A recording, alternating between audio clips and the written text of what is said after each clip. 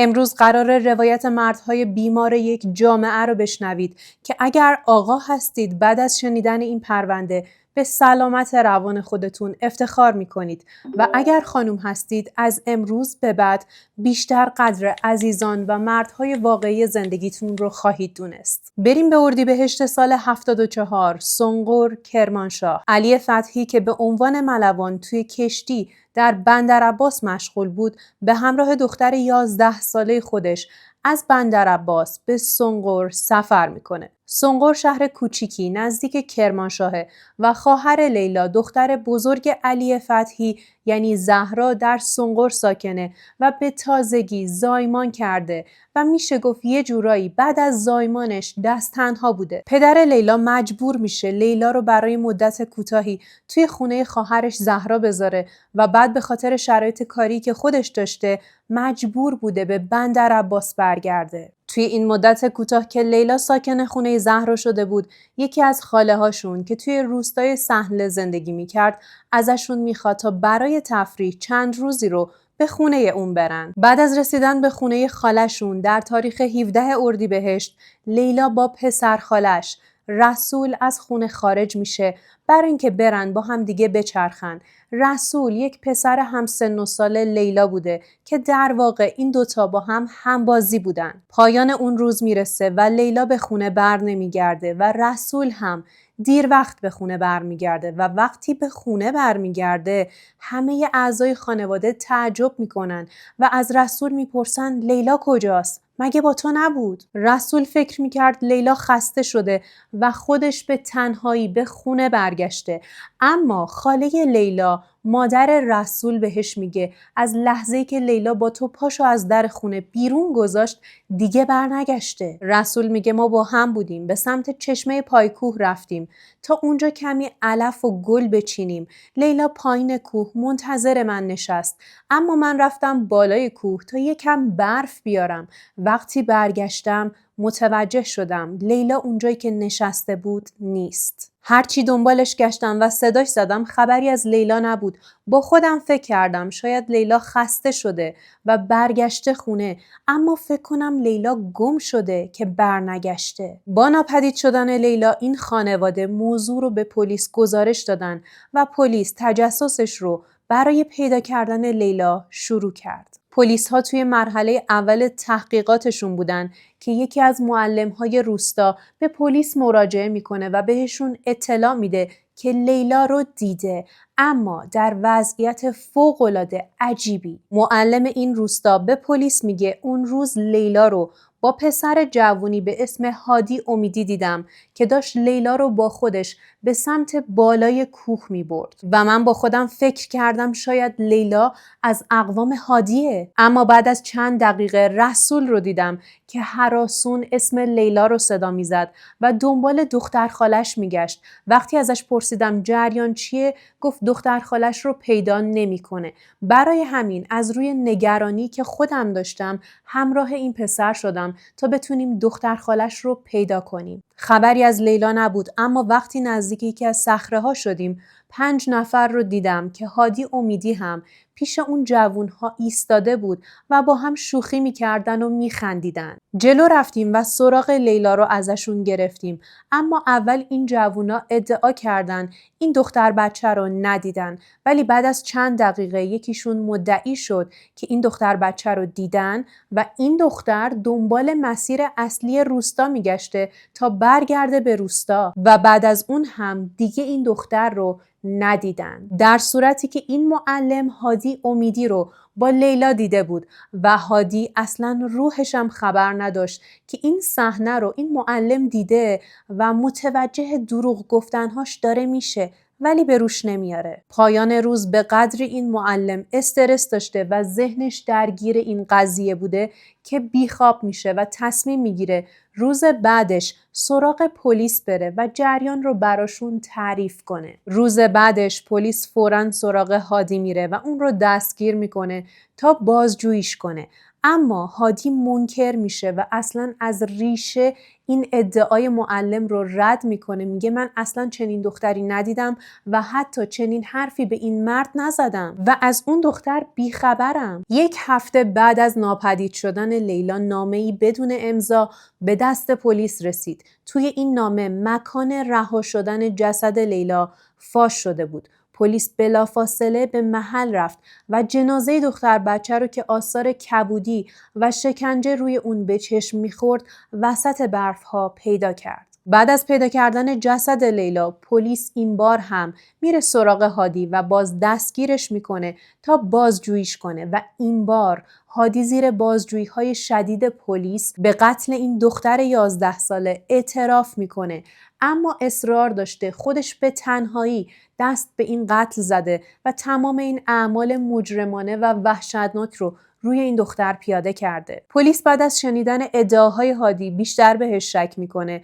و متوجه میشن از جایی که به لیلا تعرض شده تا جایی که جسدش رها شده 2 کیلومتر فاصله است و اصلاً با عقل جور در نمیاد که یک نفر به تنهایی بتونه این جسد رو با اون وضعیت وحشتناکی که داشته روی دوشش بذاره و بعد جابجاش کنه. از طرفی معلم روستا گفته بود اون روز هادی رو کنار 4 پسر دیگه دیده، پس احتمال اینکه هادی هم دست داشته زیاده. برای بازسازی صحنه پلیس هادی رو میبره به اون منطقه کوهستانی تا صحنه جرم رو به درستی بازسازی کنه، اما ازش میپرسن چطور تونستی به تنهایی جسد رو از این نقطه توی این منطقه جابجا کنی و ببری لب صخره و پرت کنی پایین. هادی میگه به راحتی انجامش دادم. اون دختر رو گذاشتم روی پشتم و بعد از اون نقطه اون رو بردم لب صخره و پرتش کردم پایین. بازپرس پرونده ازش میپرسه وزن حدودی اون دختر دقیقاً چند کیلو بود. هادی بهشون جواب میده حدوداً نزدیک 40 کیلو وزن داشت و بازپرس این پرونده دستور میده یک سنگ از توی کوهستان پیدا کنن که وزن حدوداً تقریبی بین 20 تا 30 کیلو داشته باشه و اون رو پشت این مجرم بذارن تا این صحنه رو با وجود اون سنگ روی پشتش بازسازی کنه. سنگی با وزن تقریبی 20 کیلو پیدا میکنن و اون رو پشت هادی میذارن و ازش میخوان از نقطه‌ای که تعرض انجام شده تا نقطه‌ای که جسد از بالای صخره پرت شده پایین اون سنگ رو روی دوشش حمل کنه تا بتونن صحنه جرم رو به درستی بازسازی کنن. متهم به خاطر صعب العبور بودن مسیر کوهستان و زمینی که پر از سنگ‌های ریز و درشت بود نمیتونه خیلی خوب راه بره و بعد از اینکه 7 قدم حرکت میکنه با اون سنگ زمین میخوره. همونجا پلیس به این نتیجه میرسه که هادی همدست‌هایی داشته و به تنهایی نمیتونسته یک دختر بچه 40 کیلویی رو روی دوشش به فاصله 2 کیلومتر حرکت بده. هادی باز هم بازجویی میشه و 2 تا از همدست‌هاش رو به پلیس معرفی میکنه، محمد صفر امجدیان و حسن حشمتیان، و میگه بعد از کشوندن لیلا به بالای کوه بهش تعرض کردیم، اما من اونو به قتل نرسوندم و توی تجاوز شراکت داشتم و بعد اونجا رو ترک کردم و لیلا رو آخرین بار زنده دیدم. اما میگه بعدن شنیدم چون لیلا داد و فریاد کرده بقیه از ترس آبروشون بدن نیمه جون لیلا رو از کوه پرت کردن پایین. بعد از این اعتراف هادی 2 تا از همدستهاش هم دستگیر میشن، اما توی بازجویی هاشون ادعا میکنن هادی به تنهایی اون دختر رو به قتل رسونده و اون 2 نفر فقط اومدن بالا سر جنازه و جنازه رو دیدن، حتی توی تجاوز هم هیچ شراکتی نداشتن. اما داستان اصلی خیلی ترسناکتر و پیچیده تر از اون چیزی بود که این 3 نفر ادعا میکردن. لیلا وقتی پایین کوه منتظر رسول بوده توسط 5 نفر دزدیده میشه، اما این 5 نفر کیا بودن؟ هادی امیدی و حسن حشمتیان، تبارک حشمتیان، محمد صفر امجدیان و علی دوست امجدیان. و همونطور که از فامیلی هاشون مشخصه حسن و تبارک با هم پسر عمو هستن و علی دوست و صفر امجدیان برادر بودن، اما با حسن و تبارک پسر خاله هم هستن و هادی هم دوست این 4 نفره. این 5 نفر بارها به شکل غیر قابل تصوری به لیلا تجاوز کرده بودن و وقتی میبینن لیلا مدام جیغ میکشه، فریاد میزنه و کمک میخواد، شروع میکنن دونه دونه ناخونهای دستش رو میکشن. اما مشخص نیست به چه شکلی و با چه وسیله این کار رو انجام دادن. اما وقتی جسد پیدا میشه، دستهای لیلا هیچ ناخونی نداشته. در واقع برای این کار رو انجام دادن که وقتی دارن مرتکب اعمال شیطانیشون میشن، اون دختر نتونه به هیچ عنوان به سر و صورت یا بدن اونها چنگ بزنه و یا بهشون آسیبی وارد کنه و همچنین برای اینکه لیلا بی‌دفاع‌تر شه و نتونه از خودش دفاع کنه، 2 دست‌های لیلا رو میشکنن. وقتی متوجه میشن لیلا بیش از حد داره سر و صدا میکنه و امکان داره توجه کسی رو به اونها جلب کنه، دست به کار وحشیانه و فوق‌العاده ترسناکی میزنن. این 5 پسر فک لیلا رو هم میشکنن تا به هیچ عنوان نتونه حتی یک کلمه حرف بزنه یا صدایی از خودش تولید کنه. شدت زجر و دردی که لیلا توی اون لحظات زیر شکنجه این 5 نفر تحمل کرده برای هیچ کدوممون قابل تصور نیست. شما وقتی دستتون با لبه تیز یک کاغذ میبره و خراش برمیداره یا انگشت کوچیک پاتون به جایی مثل میز و مبل برخورد میکنه، اون درد ناچیز رو نمیتونید تحمل کنید و امانتون رو میبره. حالا فرض کنید دونه دونه ناخونهای دستتون رو بکشن و بعد استخونهای دستتون رو خورد کنن و فکتون رو جوری بشکنن که از شدت درد توان حتی تولید کوچکترین صدایی رو نداشته باشید. لیلا توی اون لحظات با وجود درد شدیدی که توی کل بدنش احساس میکرد، تنها سلاحی که داشت برای دفاع از خودش اشکهاش بود و مدام گریه میکرد. اما متاسفانه اشکهای لیلا به هیچ عنوان نمیتونست دل این 5 نفر رو به رحم بیاره تا دست از این کار وحشیانشون بکشن و به جون لیلا رحم کنن. بعد از بارها تجاوز و کتک زدن بدن نیمه جون لیلا برای اینکه گیر نیفتن، لیلا رو از بالای صخره به پایین پرت کردن تا خیالشون راحت شه که دیگه مرده و خیلی عادی برگشتن به روستا و به زندگی عادیشون ادامه دادن، انگار نه انگار که اتفاقی افتاده. پلیس به کمک قاضی این پرونده موفق شده بود 5 نفر از عاملین این جنایت رو دستگیر کنه. اما توی 5 تیر ماه همون سال خانواده لیلا احضار میشن به اطلاعات سپاه سنقر و متوجه میشن قاضی پروندهشون که موفق شده بود 5 نفر عاملین این پرونده وحشتناک رو دستگیر کنه برکنار شده و پرونده دخترشون به قاضی جدیدی سپرده شده. و عجیبتر از همه این بود که مجرم ردیف اول یعنی هادی امیدی به سلول انفرادی منتقل شده و بعد از انتقالش به سلول انفرادی با گذشت چند ساعت به خاطر فشارهای روانی و عذاب وجدان خودکشی کرده. علی پدر لیلا بعد از شنیدن این خبر اصرار میکنه تا جسد قاتل دخترش رو نشونش بدن. برای همین اون رو به سلول انفرادی که هادی توی اون بوده میبرن تا جسد رو نشونش بدن، شاید خیالش راحت شه و دیدن جسد قاتل دخترش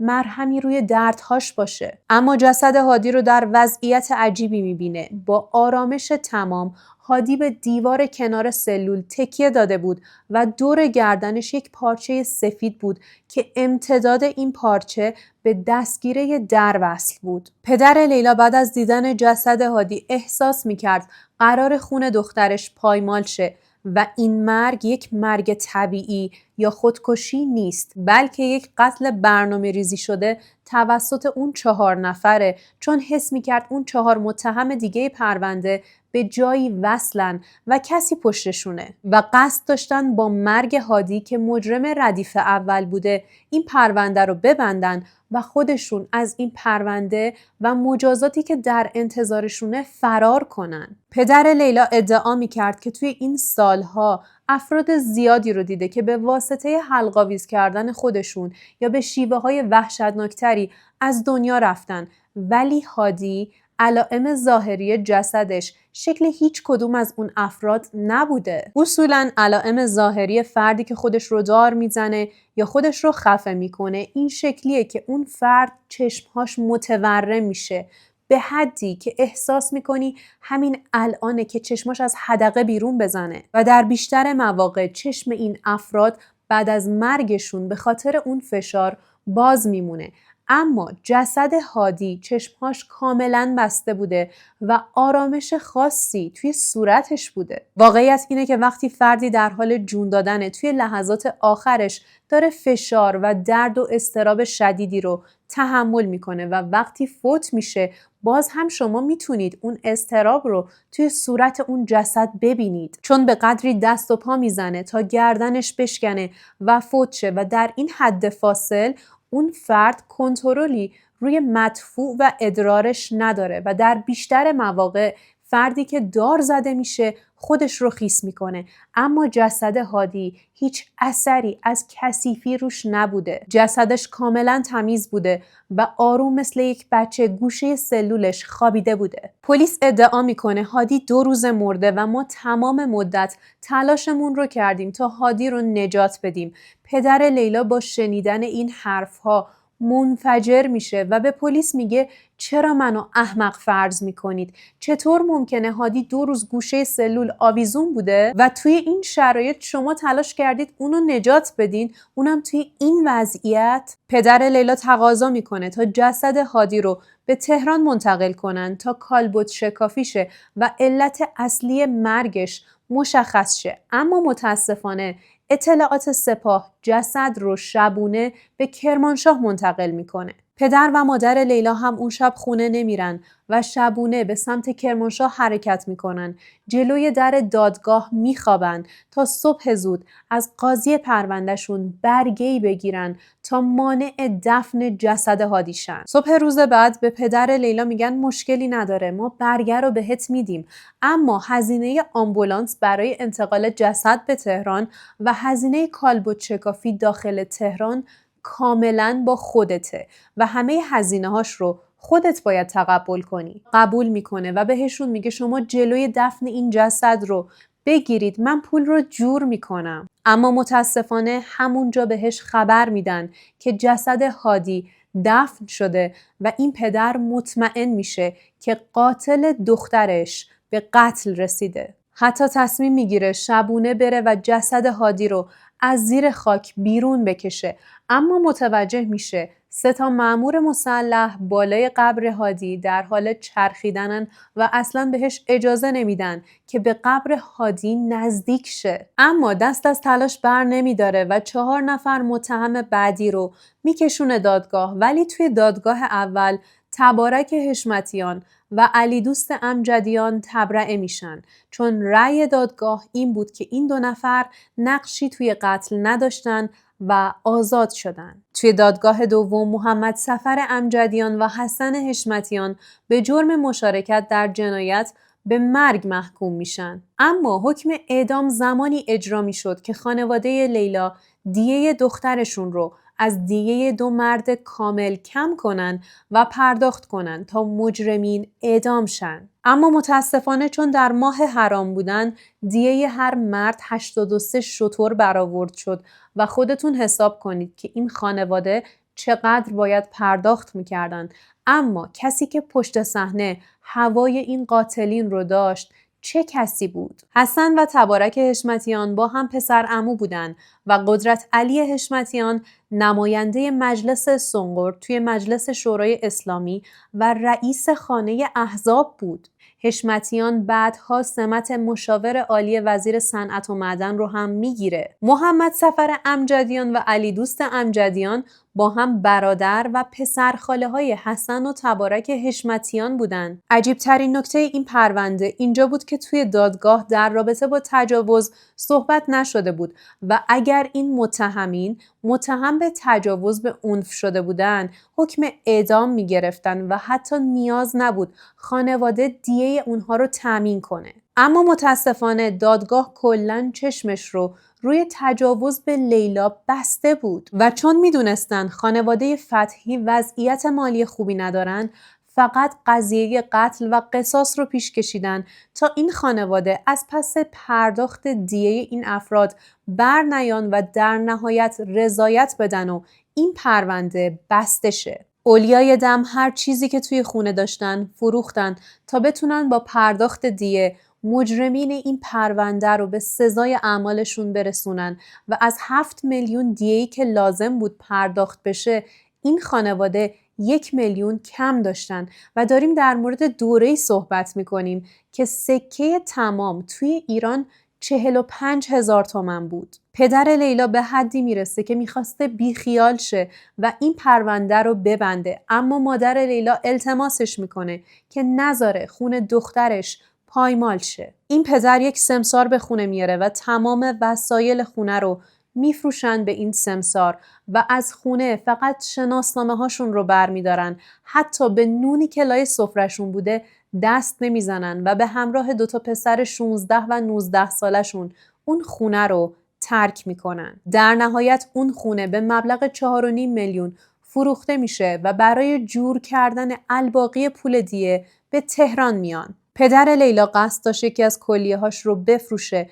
و برای همین به اطراف بیمارستان هاشمی نژاد میرن و اونجا متوجه میشه به خاطر سن بالایی که داره امکان پیوند زدن کلیه‌اش به فرد دیگه‌ای نیست. برای همین 2 پسرهاش داوطلب میشن تا یکیشون کلیه‌اش رو بفروشه تا بتونن پول دیه رو جور کنن. دکتر بیمارستان ازشون علت فروش کلیه رو میپرسه و اونا کامل توضیح میدن چه بلایی سرشون اومده و به لطف این دکتر پرونده برای اولین بار رسانه‌ای میشه. روزنامه سلام گزارش کاملی منتشر کرد که حواشی زیادی ایجاد کرد و اونا احضار میشن به دفتر رئیس قوه قضاییه. نامه‌ای بهشون میدن که توی اون نامه تایید شده بود الباقی مبلغ دیه از صندوق بیت المال پرداخت شه و حکم اجرا شه. حسن و محمد سفر در آستانه اعدام بودند که دادسرا به پرونده ایراد گرفت و با توجه به اعتراف هادی قبل از خودکشی حکم صادره رو نقض کردند. اما حکم باز هم توی شعبه 33 دیوان عالی کشور نقض شد. مدرک ها این بار به شعبه دوم فرستاده شد و برای متهمان حکم براءت صادر شد و آزاد شدند. این حکم زمانی صادر میشه که مدارک ارائه شده برای اثبات مجرم بودن این افراد کافی نباشه و توی این حالت امکان اعتراض به حکم براءت برای شاکی هست و اگر در طول پرونده به متهم آسیب روانی یا معنوی وارد شده باشه حکم براءتشون توی روزنامه‌های کثیرالانتشار چاپ میشه تا ذره‌ای از ضرر و زیانی که به آبروی این افراد وارد شده جبران بشه. اولیای دم لیلا به این حکم اعتراض کردند و پرونده به شعبه 5 دادگاه عمومی تهران فرستاده شد. بعد از نقض حکم براءت از سمت دیوان عالی کشور، قاضی پرونده رو از موارد لوز تشخیص داد و اعلام کرد باید مراسم قسامه اجرا شه. پرونده هایی که از موارد لوز تشخیص داده میشه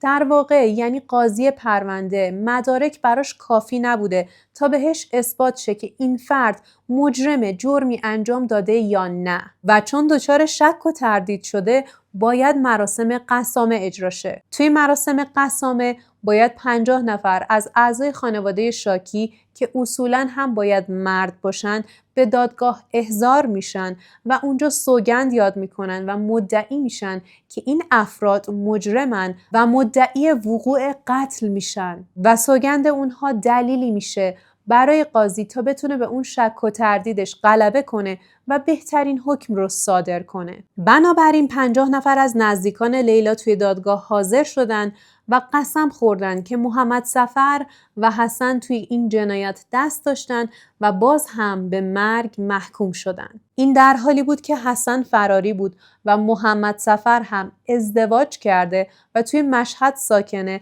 و بالاخره حکم اعدامش صادر شده بود. با گذشت 11 سال از این جنایت دلخراش پلیس موفق نشده بود که متهم ردیف دوم رو دستگیر کنه و اون رو به سزای اعمالش برسونه. این پدر لیلا از رئیس قوه قضاییه خواست نذاره خونه دخترش پایمال شه. آیت الله هاشمی شاهرودی دستور پرداخت 22 میلیون تفاضل دیه رو از بیت المال صادر کرد و محمد سفر صبح چهارشنبه 26 اردیبهشت سال 86 توی زندان به دار آویخته شد. پلیس برای دستگیری حسن خیلی تلاش کرده بود، اما خانواده حشمتیان شایعه کرده بودند که حسن از ایران مهاجرت کرده و به عراق رفته، تا اینکه خانواده لیلا موفق شدن توی دیماه سال 90 حسن رو که به شکل مخفیانه توی شهرستان کاشمر زندگی میکرد، ازدواج کرده بود و بچه دار شده بود شناسایی کنن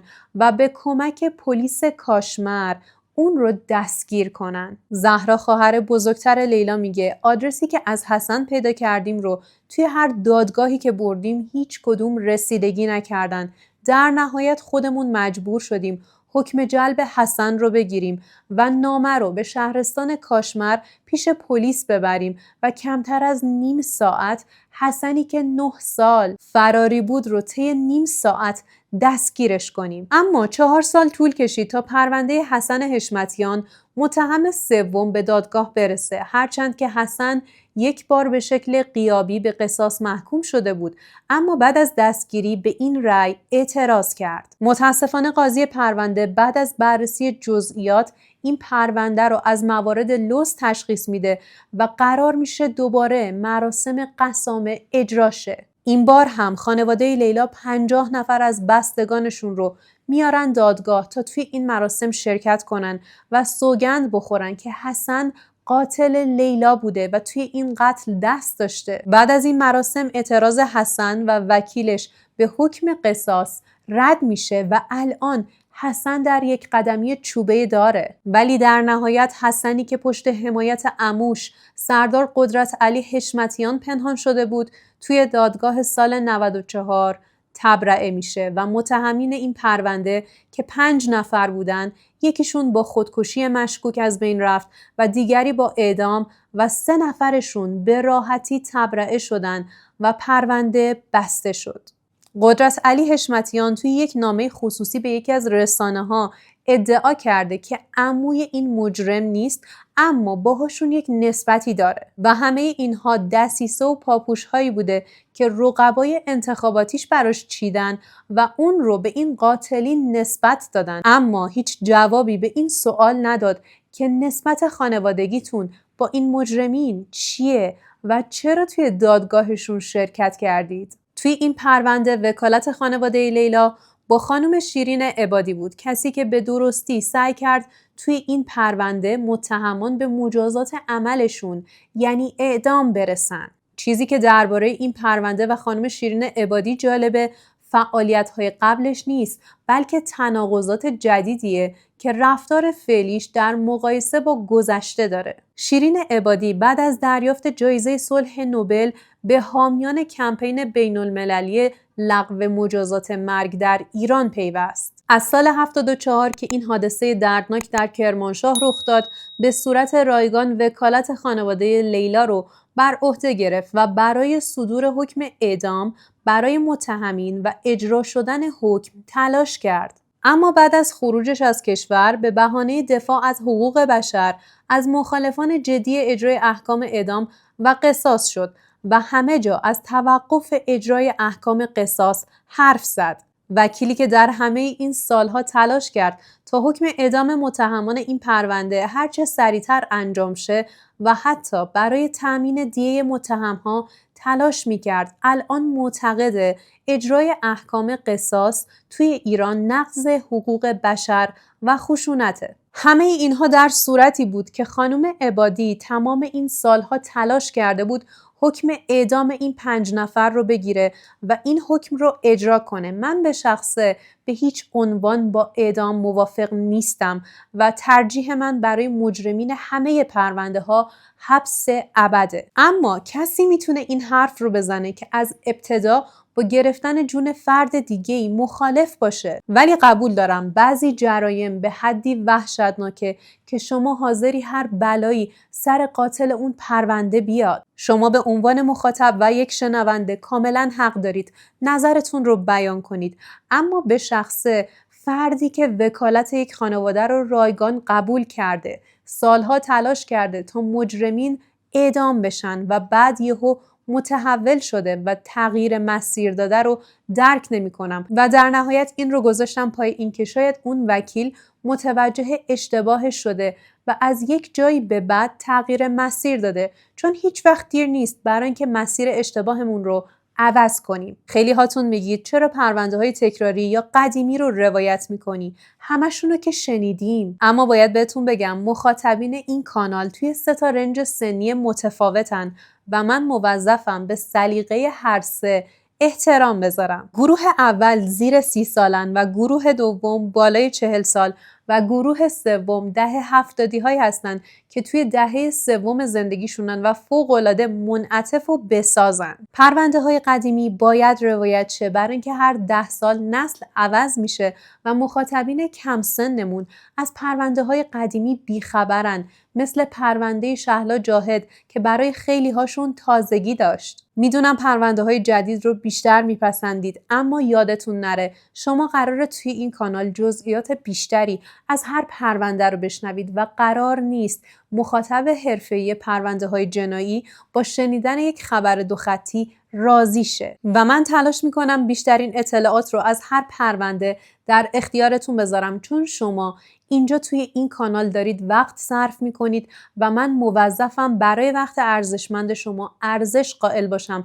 و صرفاً یک خبر آبدوخیاری 2 خطی رو که همه جا ممکنه بشنوید در اختیارتون نذارم. برای همین صبر میکنم تا اطلاعات بیشتری از هر پرونده منتشر شه و با خانواده هاشون ارتباط میگیرم و صحبت میکنم تا یک پرونده کامل و جامع در اختیارتون بذارم. حالا به نظر شما چه حکمی واقعاً در خور این 5 نفر بود که توی پرونده امروز در موردشون صحبت کردیم؟ نظر واقعیتون رو بدون سانسور حتما برام بنویسید. من شهدخت هستم، راوی این پرونده و ممنونم که تا این لحظه کنارم موندید و اگر هنوز این ویدیو رو لایک نکردید از همین پایین میتونید این ویدیو رو لایک کنید و بی‌صبرانه منتظر شنیدن نظراتتون توی کامنت ها هستم و مرسی.